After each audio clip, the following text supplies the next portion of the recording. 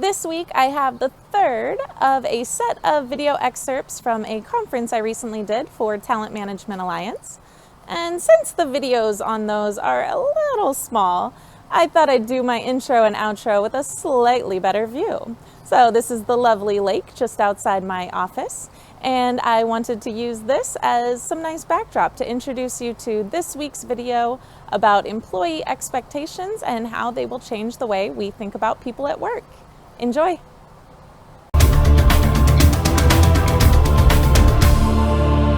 Kind of big change that I would say really is driving how talent management is going to be different are employee expectations.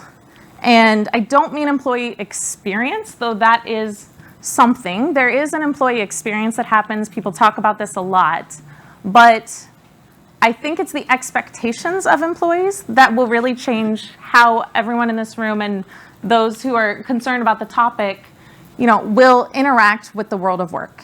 Employees now bring expectations from their consumer and personal lives into the workplace. So, I'm wearing a smartwatch right now.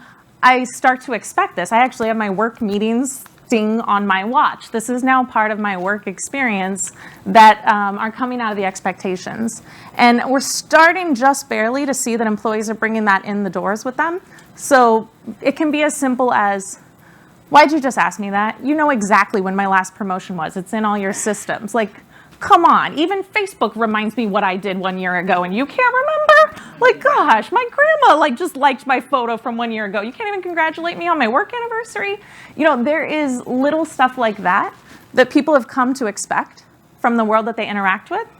But it's almost like when they open the door and they step into the office, those things get left behind. All of a sudden, somebody who's never met you knows more about you from social media, your shopping trends, what places you check into, than the people that you spend, 40, 50, 60, it depends on how many hours you work a week with. And that's kind of an interesting set of expectations is shouldn't you know who I am? Shouldn't you have this information? How do we think about that?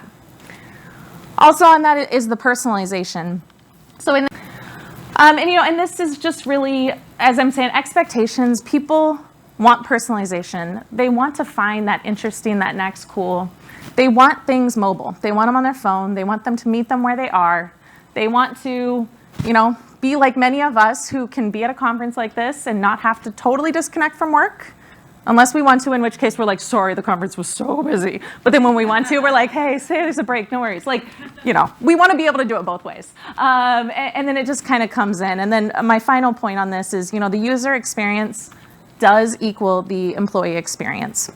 So when you use technology, and by the way, it's a when, not if, nobody's going to have a choice in this matter, it's just how long. When you use technology, how employees will interact with that will become their employee experience. We think about the employee experience a lot, and we think about this tool where they can go check out their benefits, or this tool for where we keep, the succession planning data. But we don't think about the fact that every interface that we put in front of someone is actually their employee experience. That's what they see of the organization. And a lot of times the people who are making the choices on what goes out and faces the employees aren't thinking about it as an employee experience equation. And that's going to start to really drive how people react and interact in their workplace. I hope you enjoyed this video, and I hope you will hit the subscribe button and the bell to be notified next week, because I will have new content and a different video set up for you then. So looking forward to seeing you next week.